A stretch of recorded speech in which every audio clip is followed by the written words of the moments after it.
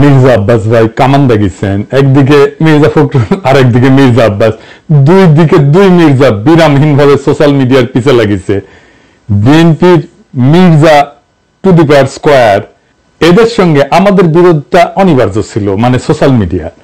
July August বিপ্লবের মধ্যে দিয়ে যে নতুন বাংলাদেশ গড়ার স্বপ্ন আমাদের তরুণ প্রজন্ম দেখতেছে, সেই নতুন বাংলাদেশে মির্জা আব্বাসদের রাজনৈতিক নেতৃত্ব মূল্যহীন হয়ে পড়ছে। যে বয়সে অবসরে যাওয়া উচিত, সেই বয়সে তার চাইতে অল্প বয়সের লোকদের সাথে দৈরতে লিপ্ত হওয়ার চেষ্টা করাটা নিরেট বোকামি। এই বোকামির মূল্য দিতে হবে মির্জা আব্বাসকে। সরি মির্জা আব্বাস ভাই, আপনার রাজনীতি থেকে অবসরটা গৌরবময় হইতে পারতো, আনন্দময় হইতে পারতো। আপনি লজ্জার অপমানের সঙ্গে বিদায় নেবেন, কি আর করা। কাউকে শয়তানে কখনো লাড়ে চারে, আপনারও শয়তানে লাড়ছে। আমি কিন্তু মির্জা আব্বাসকে কিছুই বলি নাই।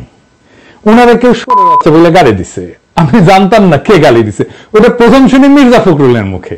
উনি বলতেছেন মির্জা আব্বাসকে সরের বাচ্চা বলছে, কত খারাপ কাজ করিছে। মির্জা ফখরুল আর মির্জা আব্বাস কিন্তু বিরোধ আছে, রাজনৈতিক বিরোধ আছে, এক গ্রুপে না। কিন্তু তারা যারা বিএনপি করেন তারা জানেন। কিন্তু মির্জা ফখরুল তো ছাত্র ইউনিয়ন করার লোক, উনি গিরিঙ্গি কেমন করে করতে হয় এটা ভালো জানেন।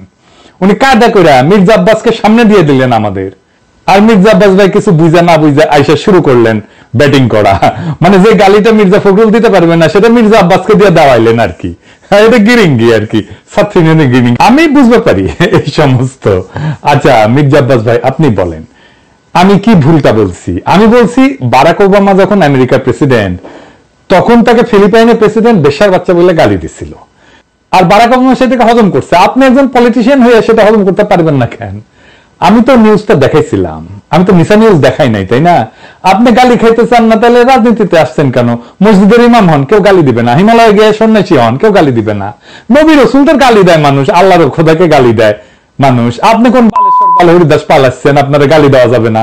প্রেসিডেন্ট ম্যাক্রন তো থাপ্পড় মারে, আপনি চর থাপ্পড় খাবেন, আপনারা রাজনীতিবিদরা গালি খাইবেন। এটা সহ্য করতে হবে, এটাই নতুন বাংলাদেশ।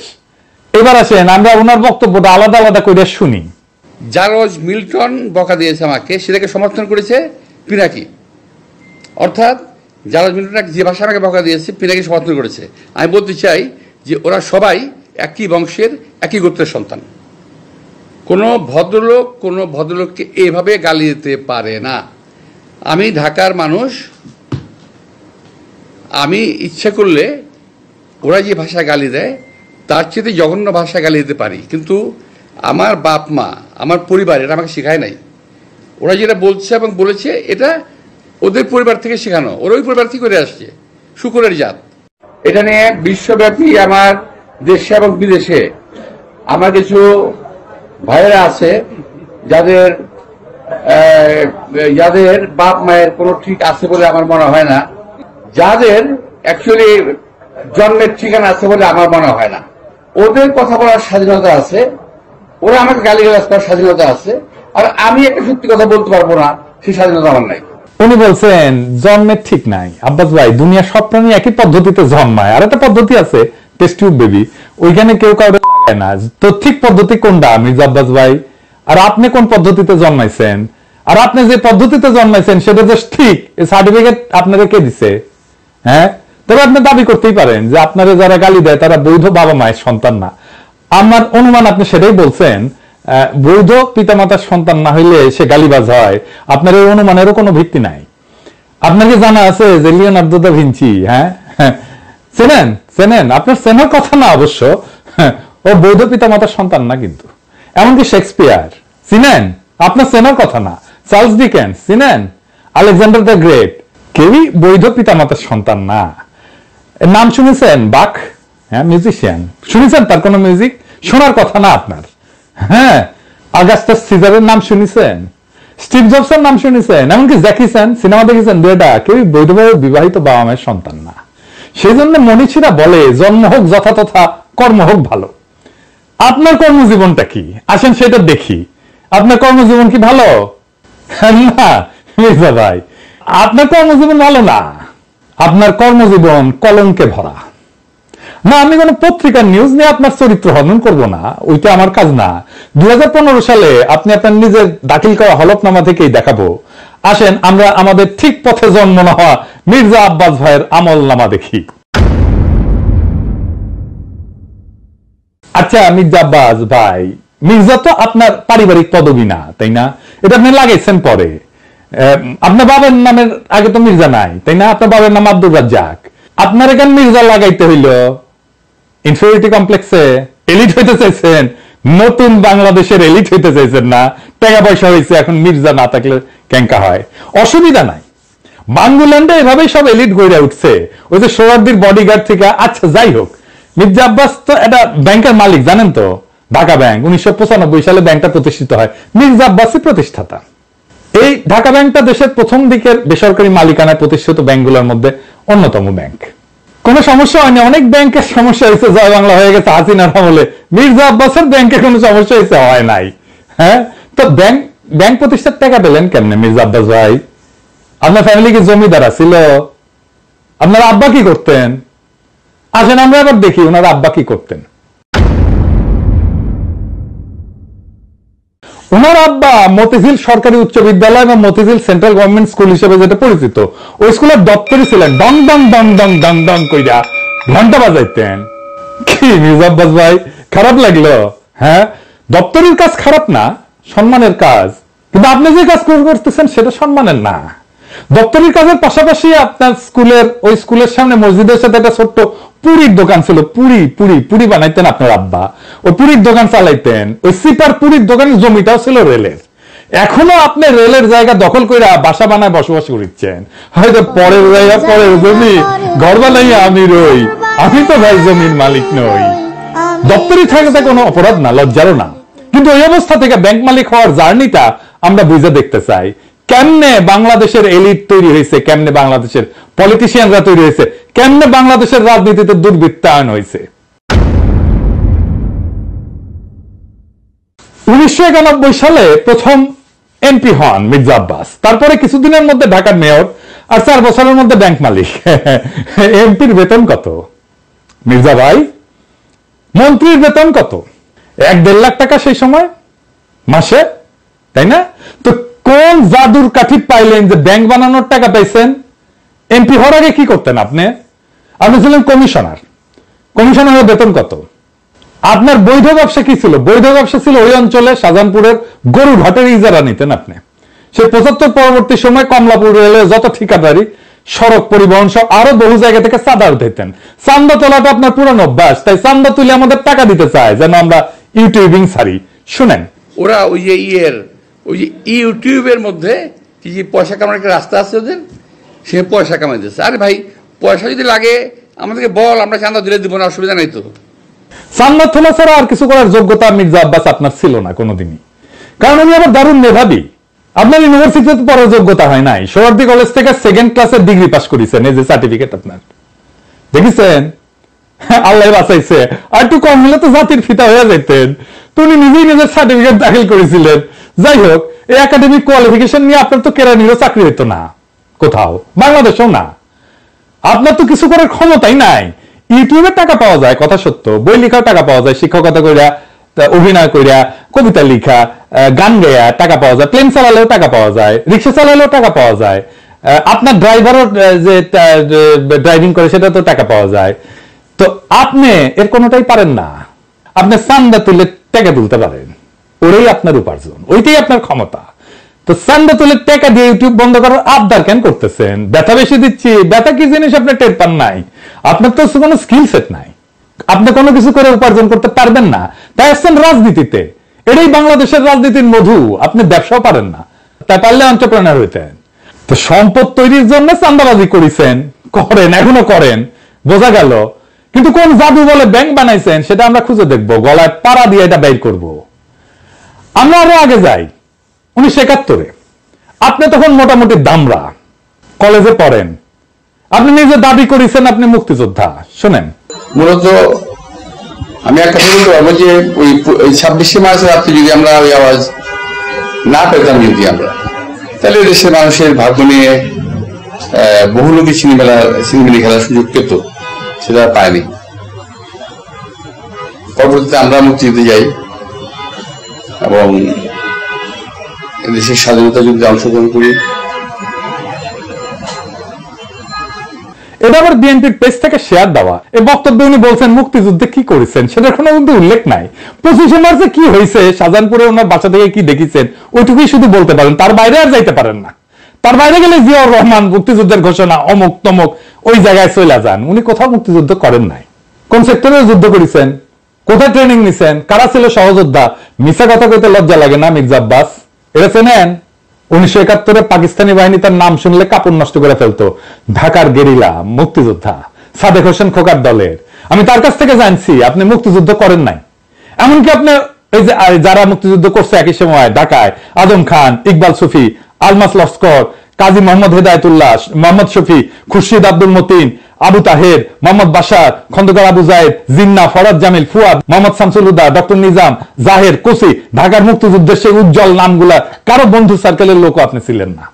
1971-এ মুক্তিযুদ্ধের যাওয়ার সাহস হয় নাই, আজ এসছেন 71 বাঁচাইতে, দ্বিতীয় স্বাধীনতাকে অস্বীকার করতে। বাহ বাহ, চমৎকার চমৎকার। আর এক জাফর ইকবাল রাজনীতিতে আবার বলছেন আমরা নাকি হাসিনারে যারা সমর্থন করছে সে ব্যবসায়ীদের বিরুদ্ধে কিছু বলি না।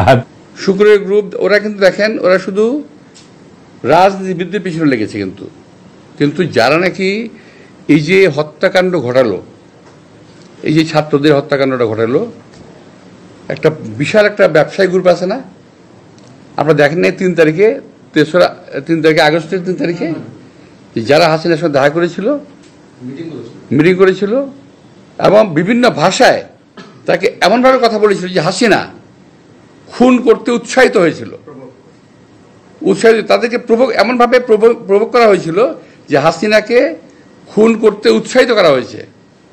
সেই লোকগুলোর সম্বন্ধে তারা কিছু বলে না, তারা কিছুই বলে না, তার মুখে কোনো শব্দ নাই। মির্জা আব্বাস কি শুক্রে 8 দিন হইলে আমার ভিডিও দেখেন, তিনি কি কাউরে ছাড়িছে? হাসিনা যখন ক্ষমতায় তখন একটা এপিসোডই করছে আলাদা করে ফ্যাসিবাদের সমর্থক ব্যবসায়ীদের, এডিটর সাহেব দেখে দেন না কিছু এক না ওটা থেকে। এফবিসিসি এর একটা কনফারেন্স আছে, সেইখানে বাংলাদেশের ব্যবসায়ী নেতারা হাসিনাকে সামনে রেখা নানাভাবে তেল দিছে, শেখ হাসিনার নামে জয়ধ্বনি দিছে, গানের কলি ব্যবহার করে হাসিনার মন পাওয়ার চেষ্টা করছেন। হাসিনাকে যারা উৎখাত করতে চায় তাদের দেখে নিবে বলছে হাসিনাকে যারা উৎখাত করতে চায় তাদের ঠেকায় দিতে বাংলাদেশের ব্যবসায়ীরাই যথেষ্ট। জয় শেখ হাসিনা, জয় শেখ হাসিনা। সালমান ভাই রাঘব আমাকে বলছে বলার জন্য, হ্যাঁ শেখ হাসিনা সরকার, শেখ হাসিনা সরকার, শেখ হাসিনা সরকার। কিন্তু হাসিনা যাওয়ার পরে আপনার সামনে কেন সময় টিভির মাইক্রোফোন এডিটর সাহেব বড় করে দেখান, মাথার উপরে কেন চ্যানেল 24 এর লোগো, ওরা কি আপনার দুলাভাই লাগে নাকি আপনার চান্দা দেয়? আবার শোনেন বলতেছে আমরা নাকি সবার পিছিয়ে লাগি। এই গোষ্ঠী কখনো বাংলাদেশকে স্থিতিশীল থাকতে দেবে না, কখনো আমার বিরুদ্ধে, কখনো ওর বিরুদ্ধে, কখনো তার বিরুদ্ধে লেগেই থাকবে। আপনারা অপেক্ষা করেন, কদিন পরে তারা ইউনূস সাহেবকে ধরবে। আমি এটা বলে দিচ্ছি আমি আপনাদেরকে, কদিন সাহেব পরে তারা ডাক্তার ইউনূস সাহেবকে ধরবে। কার পিছিয়ে লাগিয়েছি? ইন্ডিয়ান লেসপেন্সারি যারা করে তাদের পিছিয়ে লাগিয়েছি। প্রফেসর ইউনূসের পিছনে নাকি আমরা লাগবো, অবশ্যই লাগবো যদি প্রফেসর ইউনূস ইন্ডিয়ান লেসপেন্সারি করে। ইন্ডিয়ান লেসপেন্সারি বাদ দেন, তারপরে আইসেন আলাপ করতে। আমাদের কাছে খবর আছে, বুঝছেন, সব খবর আছে। কি করেছেন হাসিনার আমলে, কেমনে কারে ম্যানেজ করেছেন, সব খবর আছে। আপনাদের দলের লোকেরা বলে সোশ্যাল মিডিয়া কিছু না, মাঠের রাজনীতি, ভোটের রাজনীতি আসল। হ্যাঁ আসেন সোশ্যাল মিডিয়া নিয়ে কি করে বিএনপি দেখি।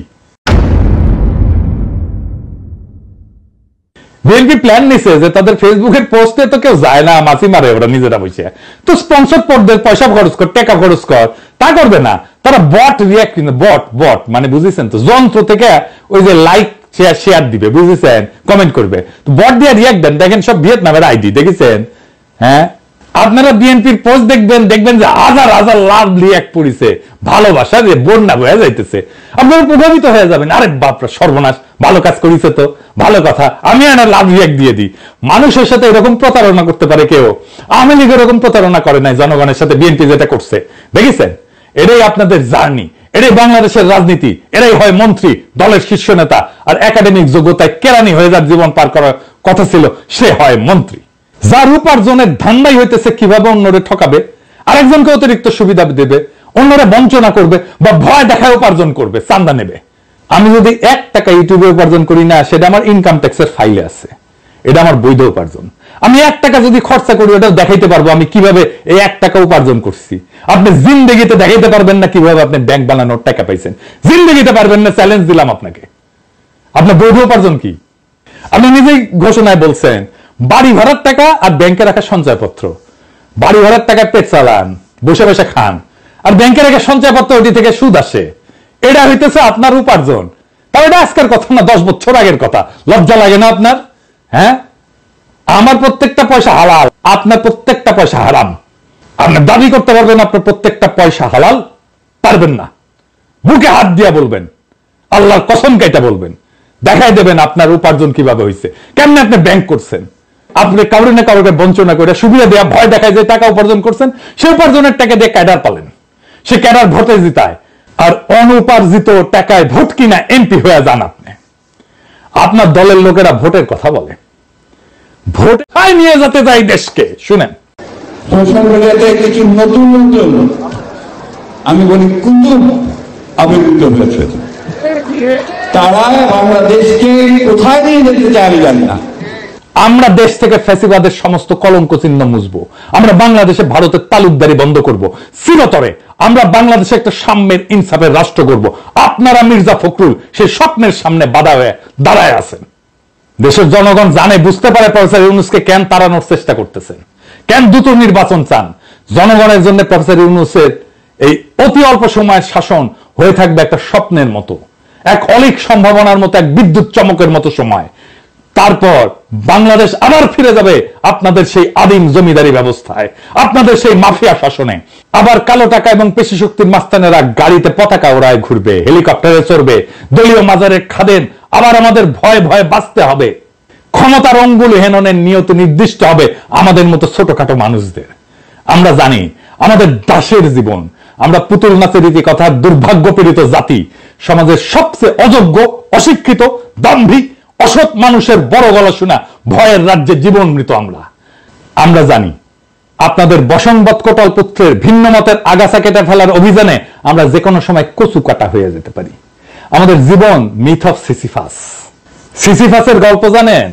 আর এক অভিশপ্ত জীবন ছিল, পাহাড়ের নিচ থেকে পাথর ঠেলে ঠেলে ঠেলে ঠেলে যখন সে উপরে নিয়ে যায় একেবারে চূড়ায়, তারপর আবার সে পাথরটা নিচে পড়ে, আবার তার ঠেলে ঠেলে ঠেলে ঠেলে উপরে নিয়ে যেতে হয়। এটাই তার অভিশপ্ত জীবন। আমাদেরও বাংলাদেশের নাগরিকদের জীবন মিথ অফ সিসিফাস। আমাদের অভিশপ্ত জীবন সিসিফাসের মতো। আমাদের সন্তানেরা বারবার রক্ত দিবে এই আর ক্ষমতার রাক্ষস তাড়াইতে, আবার নতুন রাক্ষস এসে দখল করবে জনপদ। আমাদের আসলে কোনো মুক্তি নাই। কিন্তু মির্জা আব্বাস মনে রেখেন, পৃথিবীতে যদি একজন মানুষও থাকে এই নষ্ট দুর্বৃত্তের রাজনীতির মুখোশ খুলে দেবে, সেটা আমি। ঈদের জামাতে যারা প্রফেসর ইউনূসের হাত ছুঁইছে তারা বলছে আকুল ভাবে স্যার 5টা বছর থাকেন, কারণ তারা জানে ওই লোকটা তাদের মানুষের মর্যাদা দিছে। বেশি দিন লাগে নাই, মাত্র 7-8 মাস। মানুষ তার বিপুল সম্ভাবনা আর তাদের অফুরন্ত শক্তির খোঁজ পাইছে, জাতির প্রাণ শক্তি জায়গা উঠছে। এটাই বিপ্লব। আমরা এই পরিবর্তনের জন্য জান লড়াই দিছি, এই জন্য আমাদের বাচ্চারা জীবন দিছে জুলাই আগস্টে। এটাই বিপ্লবের রুহানি প্লাবন, সেই বিপ্লবের আইকন আজকে প্রফেসর ইউনূস। জনতার স্বপ্নের সামনে বাধা হয়ে দাঁড়াইলে জনতাই আপনাদেরকে রুখে দিবে। সেই দিন বুঝবেন সোশ্যাল মিডিয়া কি জিনিস। আপনারা ক্ষমতায় আসতে পারেন, কিন্তু কোনোভাবেই এই স্বপ্নের সময় প্রফেসর ইউনূসের করে দেওয়া যাওয়া অর্জনকে অতিক্রম করতে পারবেন না। আপনাদের সেই পরাজয়ের কথা এখনই লেখা হয়ে গেছে, প্রত্যেক দিন লেখা হচ্ছে। এই নতুন বাংলাদেশের স্বপ্নে যারা অন্তরায় হয়ে দাঁড়াইছে তাদের ভবিষ্যৎ অনিবার্যভাবে ম্লান। ইতিহাসের নিয়মে জনগণের ইচ্ছার বিপরীতে দাঁড়ানো মানেই পরাজয়।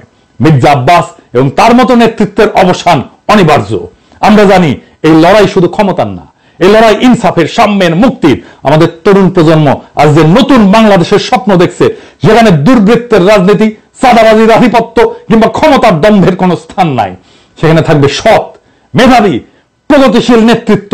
প্রফেসর ইউনূস এই নতুন স্বপ্নের প্রতীক।